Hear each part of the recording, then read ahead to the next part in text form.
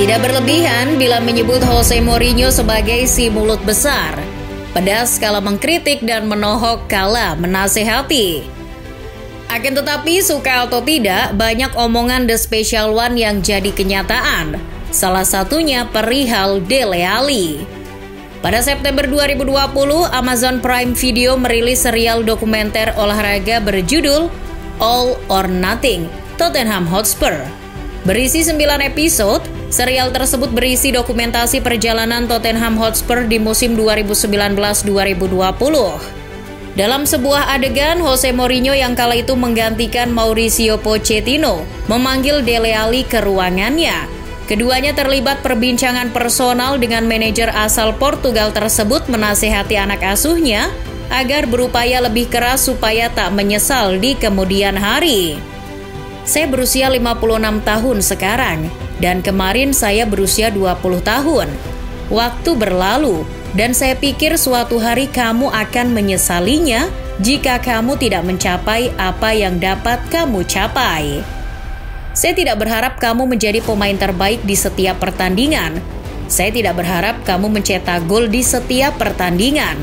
Saya hanya ingin memberitahumu bahwa saya pikir kamu akan menyesal.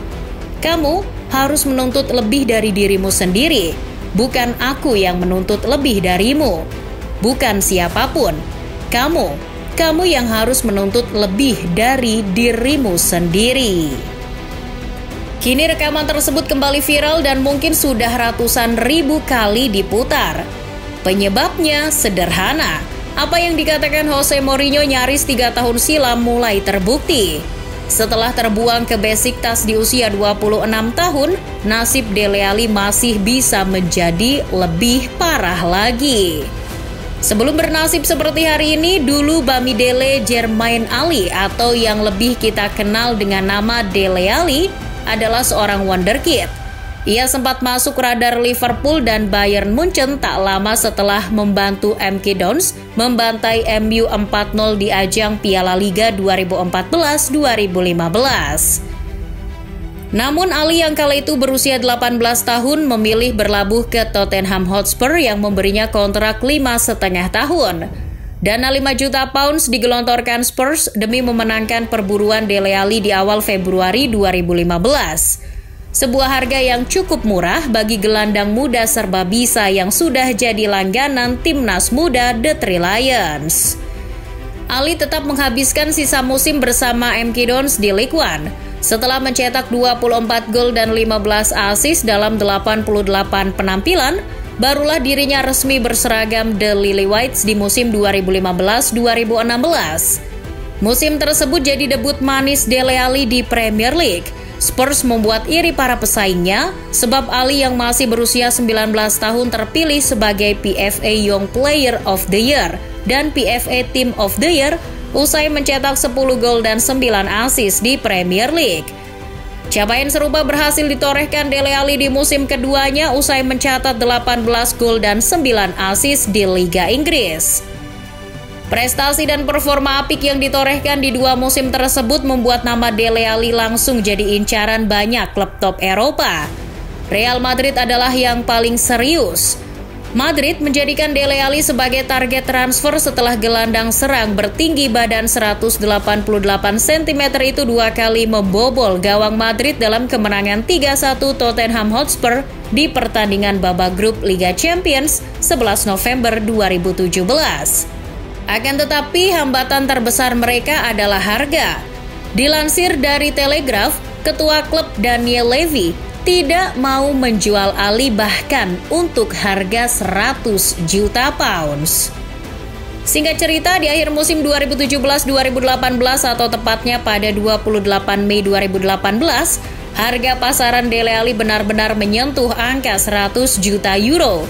Harga tersebut tercatat bertahan hingga 19 Desember 2018. Sayangnya, musim itu juga jadi penanda penurunan performa Dele Alli. Alli hanya mencetak 14 gol, 17 assist dalam 50 caps di musim 2017-2018. Setelahnya, ia hanya menorehkan 7 gol dan 8 assist dalam 38 penampilan. Memang, di musim tersebut cedera mengganggunya. Tetapi hal tersebut tak menampik kalau dirinya memang inkonsisten. Sempat membaik di periode pertama Jose Mourinho dengan torehan 9 gol dan 6 assist di musim 2019-2020. Performa Dele Alli kembali inkonsisten jelang musim baru. Itulah yang memicu Mourinho untuk menasehati Dele Alli. Namun sepertinya nasihat itu tak didengar. Dele Alli terus kehilangan menit bermainnya baik di era Nuno Espirito Santo maupun Antonio Conte. Puncaknya pada akhir Januari 2022, ia dilepas secara gratis ke Everton. Pergi ke Goodison Park, kebangkitan yang diharapkan tidak terjadi. Justru sebuah cerita lama terulang kembali. Alih-alih memperbaiki diri, Ali malah mengecewakan Frank Lampard, sosok yang memberinya tempat di Everton.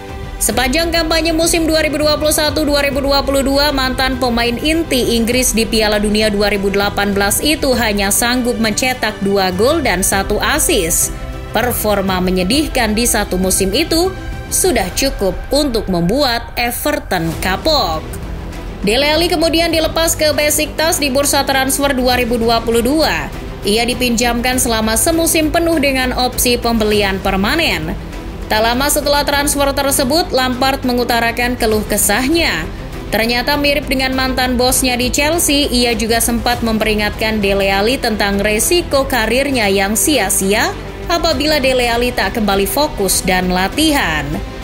Setelah bekerja sama dengannya selama 1 periode, saya harus mengatakan bahwa dia benar-benar perlu memahami hubungan antara latihan dan fokus dengan apa artinya bagi performa di level tertinggi.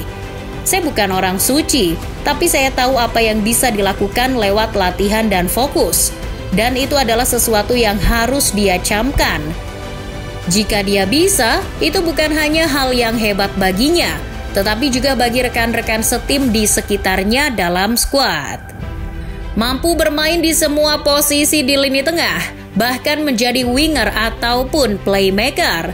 Ali seharusnya bisa menjadi world class player.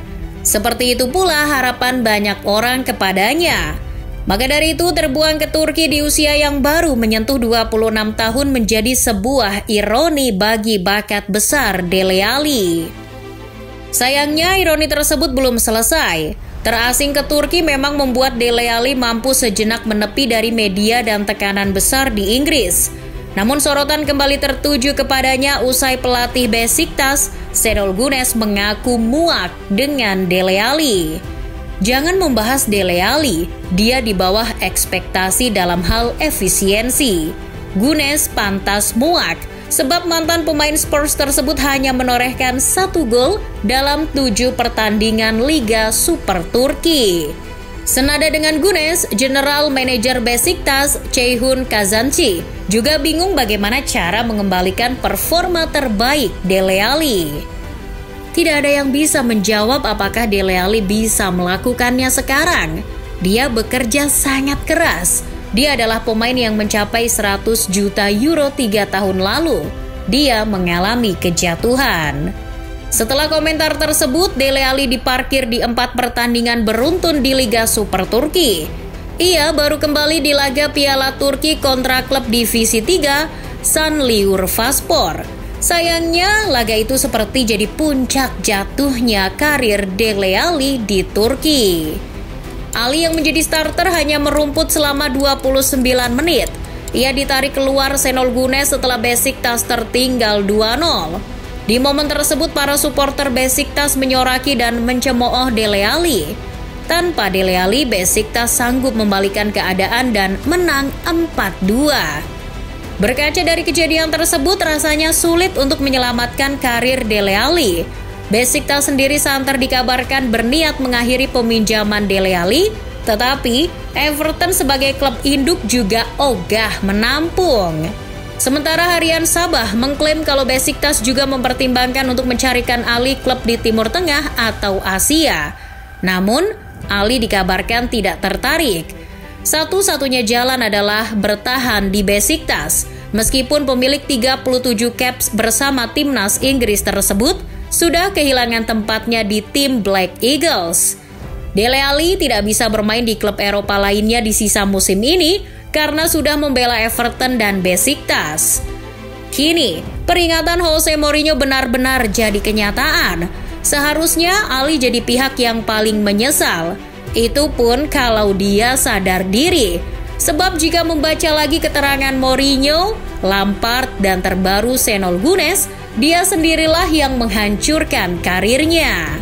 Dulu, Dele Alli boleh berbangga diri karena pernah dihargai 100 juta euro.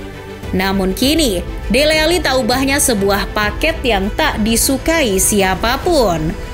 Apa yang terjadi dengan Dele Alli adalah bukti kalau Tuhan tidak akan mengubah keadaan suatu kaum sebelum mereka mengubah keadaan diri mereka sendiri.